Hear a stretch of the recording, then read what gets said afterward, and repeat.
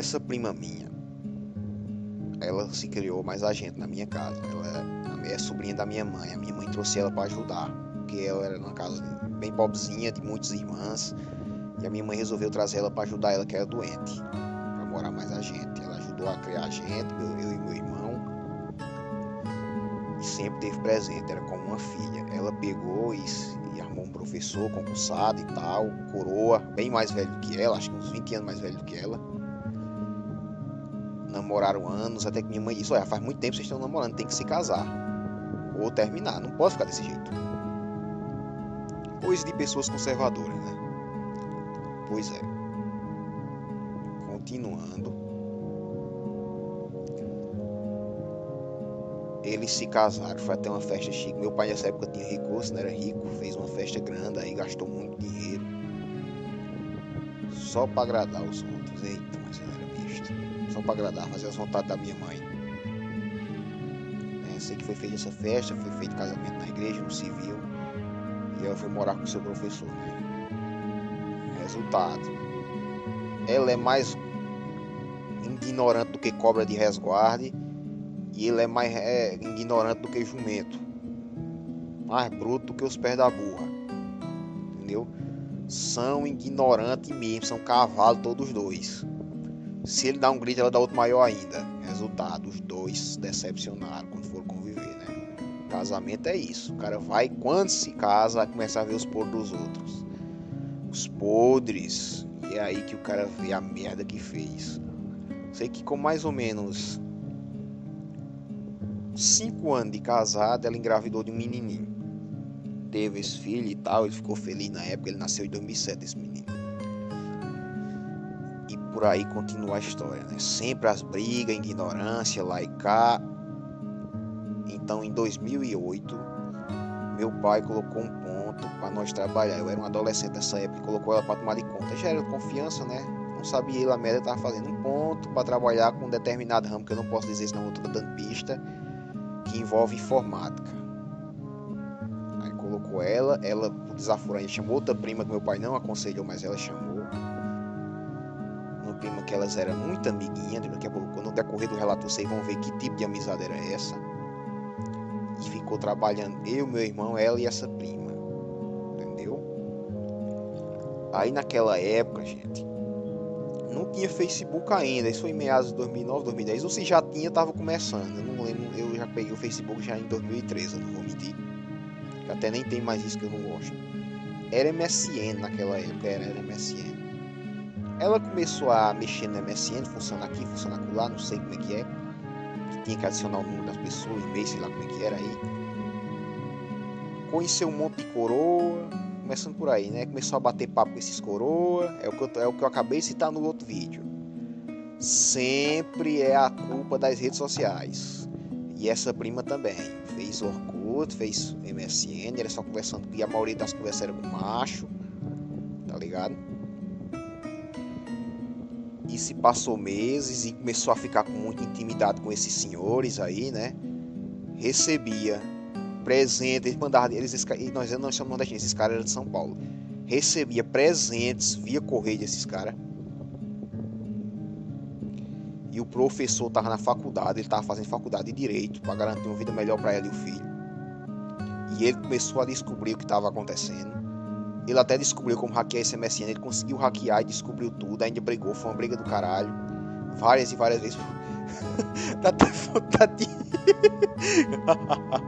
rir aqui. Quando eu lembro das cenas, nem se eu presenciei essas brigas. Muitas dessas brigas eu presenciei. E por aí vai, né?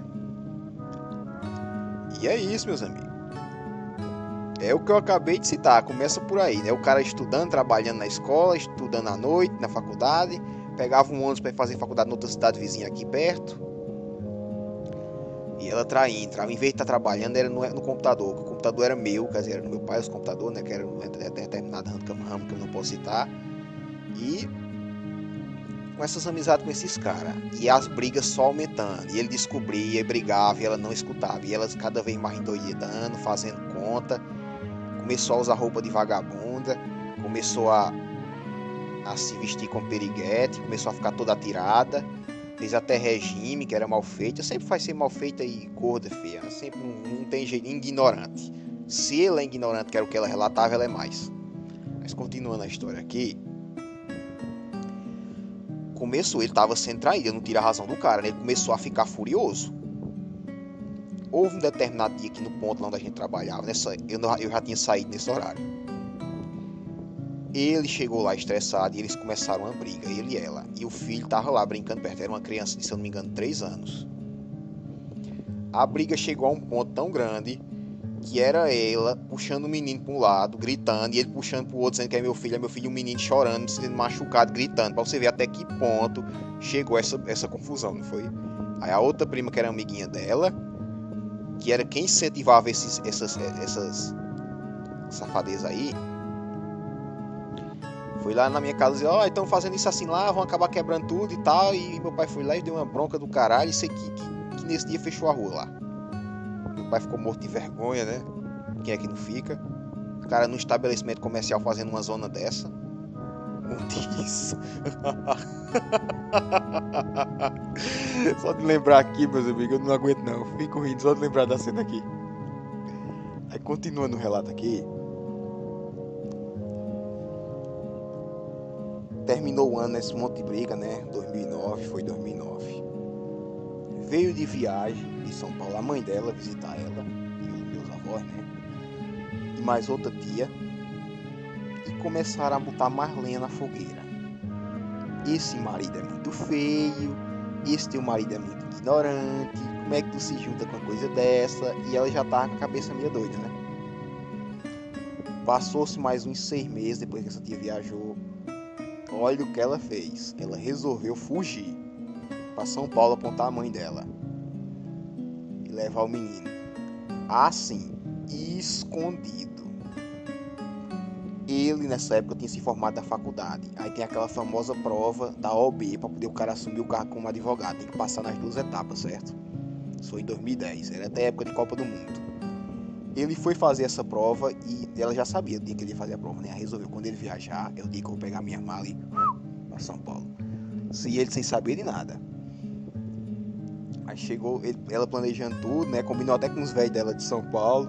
Daqui a pouco eu vou contar a história direito, aguarda aí. Aí foi. Chegou o dia, foi fazer a prova sem saber de nada. Já tava acontecendo o que tava acontecendo, né? Acho que ele tava aguentando, meus amigos, só no carro do menino mesmo. Mas continuando o relato aqui. Ele foi, ela pegou as coisas, já tinha planejado tudo, arrumou dinheiro e pegou um ônibus aqui na cidade. Pegou o avião para São Paulo com o menino e eles sem saber de nada. Quando ele chegou da prova, né, foi fazer a prova. Quando chegou, achou a casa limpa e apenas e apenas um bilhete que dizia não me desculpe, mas só de lembrar que eu fico morrendo de rir. Eu fui embora, levei o menino comigo, porque tu não presta, sois ignorante demais, o sujo falando do mal lavado, né? Até meu pai percebeu às vezes que a maioria das brigas era ela quem começava, né? Aí nisso, meus amigos, o homem se desesperou. Ele ficou louco, corria na rua, ficava doido, falava com os vizinhos tudo e passou vários dias chorando. Ou com o corno manso. Perdão, agora eu falo sério agora. Aí nisso, era só rezando a Deus que me ajude pra eu ter meu filho de volta e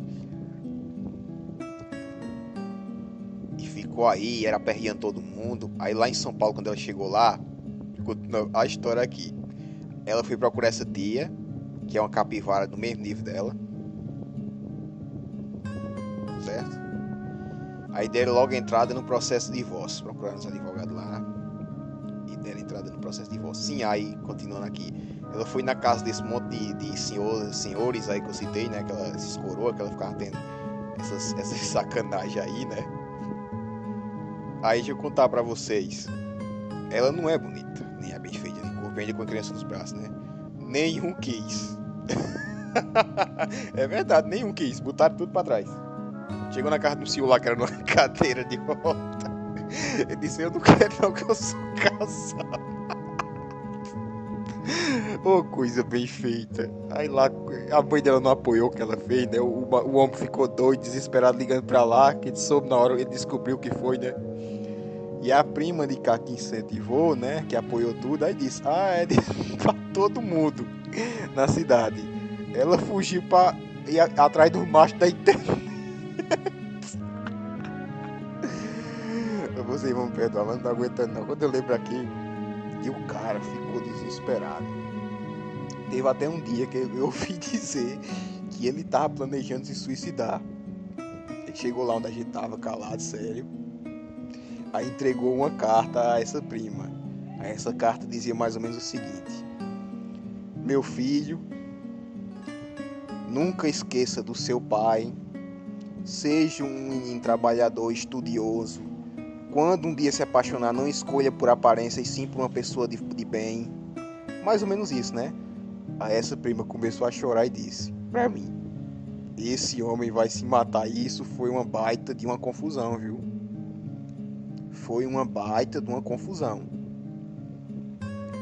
Até que, com o passar do tempo, ela não deu certo em São Paulo, como eu acabei de citar. Veio morar, voltou para Pernambuco. Já falei, deixa quieto. Voltou aqui pro estado vizinho onde eu moro, que é no caso onde ele estava morando. E eu devo dizer, não quis voltar para a cidade. Ela arrumou um emprego numa cidade próxima, mas não quis voltar para a cidade.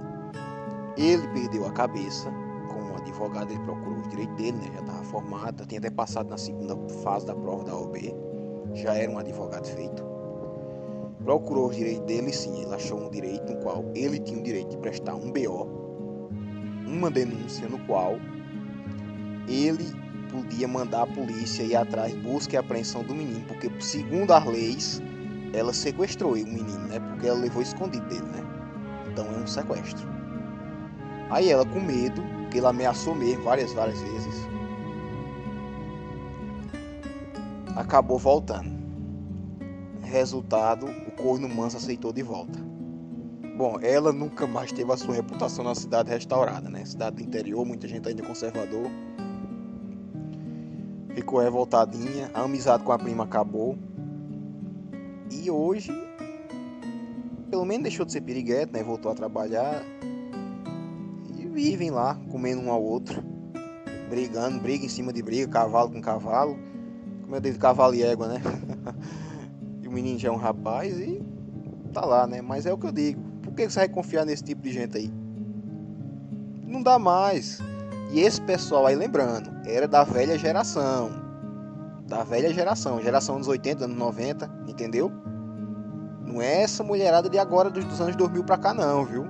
Final dos anos 90 pra cá não. Esse pessoal aí já é mais velho. Coroas. Entendeu? Todos os dois casais que eu citei aí eram coroas. Imagina essa nova geração de agora. Entendeu? É o que eu digo. Redes sociais acabam com relacionamento, certas amizades. Não dá mais para confiar. O Estado é só por elas. Entendeu? Por enquanto é só. Você decide se acredita ou não. Peço perdão pelas piadas, os risos, né? Mas fazer o quê? Quando eu lembro aqui dá vontade de rir.